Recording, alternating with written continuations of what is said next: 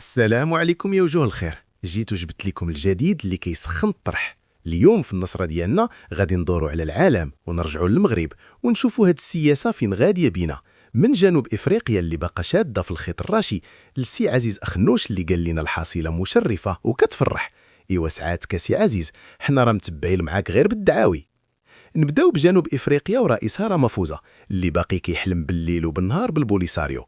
العالم كله كيهضر على الحكم الذاتي وصحراءنا في مغربها، وهو باقي يركب على هاد السلوكيه العرجه.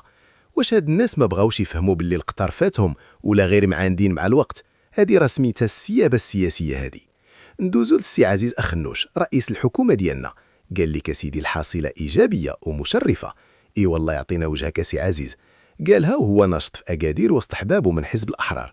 حنا كنشوفوا الغلاء وهو كيشوف المنجزات الملموسه. يمكن حنا عايشين في مغرب وهو عايش في مغرب اخر، ولا يمكن النظارات ديالو ورديين زياده عن اللزوم. والجيران في الجزائر يوسمعوا هادي. من بعد عامين ديال الخصام مع اسبانيا حيت دعمات مغربيه الصحراء، اليوم ناضوا قرروا يرجعوا معاهده الصداقه. قال لك الصداقه وحسن الجوار سبحان مبدل الاحوال. ملي شفتوا الطريق تسدات رجعتوا لمدريد كتطلبوا السله بلا عنب. السياسه راه فيها قلب الفيستا بزاف هاد الايام. اما الدبلوماسيه المغربيه راه ضاربه الطم في العالم. بوريطه في غينيا الاستوائيه ووفد برلماني في بنما كيناقشوا الشراكه جنوب جنوب، وزيد عليها قنصليه جديده في النمسا في بلاصه سميتها كارينتيا.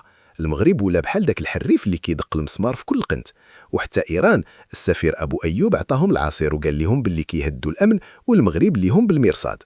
وما نساوش الاجهزه الامنيه اللي مبرعين الصبليون بالمعلومات. تفكيك خليه بين طنجه ومايوركا كيبين باللي المخابرات المغربيه هي باترون المنطقه. اللي فكر يدير شي حاجه كيجيبوها قبل ما يقول بسم الله. تبارك الله على ولاد البلاد، الحجيه والتماره والخدمه النقيه.